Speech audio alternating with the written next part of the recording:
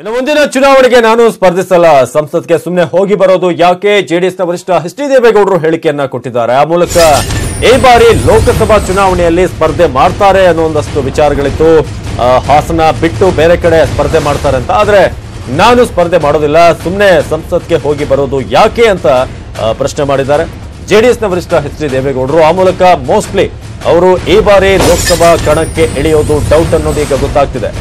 ಜನಗಣಮನ ಬಂದಾಗ ನಿಲ್ಲೋದಷ್ಟೇ ಆಗಿದೆ, ಅದನ್ನು ಬಿಟ್ಟರೆ ಬೇರೆ ಯಾವ ರೀತಿಯಾದ ಅವಕಾಶ ಇಲ್ಲ. ಮುಂದಿನ ಚುನಾವಣೆಗೆ ನಾನು ನಿಲ್ಲೋದಿಲ್ಲ ಅಂತ ಎಚ್ ಡಿ ದೇವೇಗೌಡ ಹೇಳಿದ್ದಾರೆ.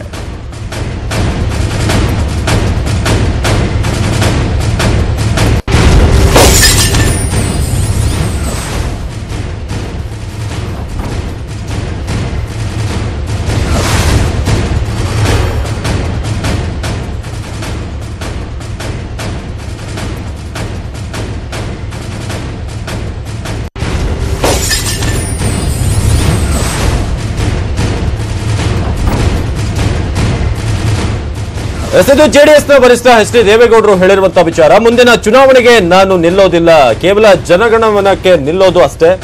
ಯಾಕೆ? ಅದಕ್ಕೋಸ್ಕರ ನಾನು ಬರೋದಿಲ್ಲ, ಮುಂದಿನ ಚುನಾವಣಾ ಕಣದಲ್ಲಿ ನಾನು ಭಾಗವಹಿಸೋದಿಲ್ಲ ಅಂತ ಹೇಳಿದ್ದಾರೆ. ಮುಂದಿನ ಚುನಾವಣೆಗೆ ನನ್ನ ಸ್ಪರ್ಧೆ ಇಲ್ಲ ಅಂತ ಬಹಳ ಸ್ಪಷ್ಟವಾಗಿ ಹೇಳಿರೋದು.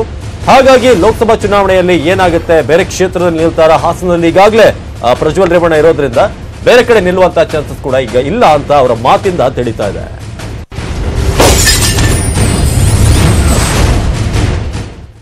ಇನ್ನು ನೈಸ್ ರಸ್ತೆ ಕಾಮಗಾರಿ ಅಕ್ರಮಕ್ಕೆ ಸಂಬಂಧಪಟ್ಟಂತೆ ಎಚ್ ಡಿ ದೇವೇಗೌಡ ಬೇಸರ ವ್ಯಕ್ತಪಡಿಸಿದ್ದಾರೆ. ಕಾಮಗಾರಿಗಾಗಿ ರೈತರ 7,850 ಎಕರೆ ಜಮೀನನ್ನ ಹೆಚ್ಚುವರಿಯಾಗಿ ತೆಗೆದುಕೊಂಡು ದುರುಪಯೋಗ ಪಡಿಸಿಕೊಳ್ಳಲಾಗ್ತಿದೆ, ಆದರೂ ಕೂಡ ಯಾವುದೇ ಕ್ರಮವನ್ನ ತೆಗೆದುಕೊಂಡಿಲ್ಲ ಅಂತ ಹೇಳಿದ್ರು. ಸಿದ್ದರಾಮಯ್ಯ ಸಿಎಂ ಆಗಿದ್ದಾಗ ಸದನ ಸಮಿತಿಯನ್ನ ರಚಿಸಿದ್ರು ಕೂಡ ಯಾವುದೇ ಪ್ರಯೋಜನ ಆಗಿಲ್ಲ.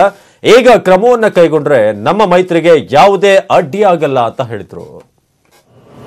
ಕೆಲವು ಅಧಿಕಾರಿಗಳು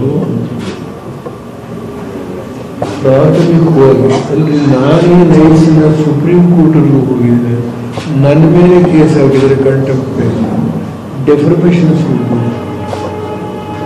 ಮ್ಯಾನ್ ಹೂ ಇಸ್ ಡಿಸೈಡೆಡ್ ನನ್ನ ಮೇಲೆ ಡೆಫರ್ಮೇಷನ್ ಸುಬಿಟ್ಟೆ 10 ಕೋಟಿಗೆ ಕದ್ದೊಯ್ತಾನೆ. ಏನು ಮಾಡಿ ಆ ಜಡ್ಜಸ್ಸು ಡೆಫರ್ ಮಾಡಿ ಮಾಡಿ ಮಾಡಿ ನಿಂದನೆ ಮಾಡಲ.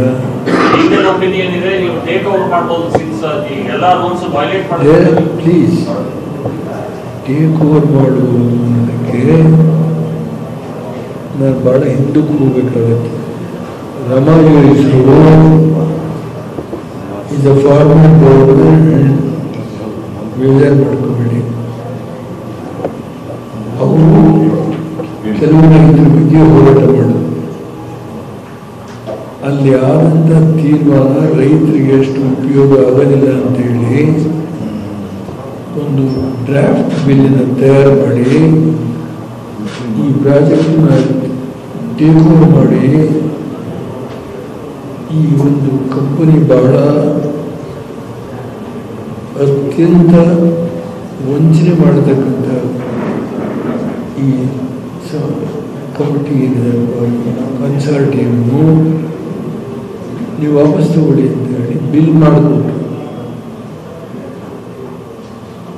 ಅವತ್ತು ಯಡಿಯೂರಪ್ಪನವರೇ ಡೆಪ್ಟಿ ಸಿಎಮ್ಮು, ಸದಾನಂದಗೌಡರು ಅಧ್ಯಕ್ಷ, ಕ್ಯಾಬಿನೆಟ್ ಮುಂದೆ ಸಬ್ಜೆಕ್ಟ್ ಇದೆ.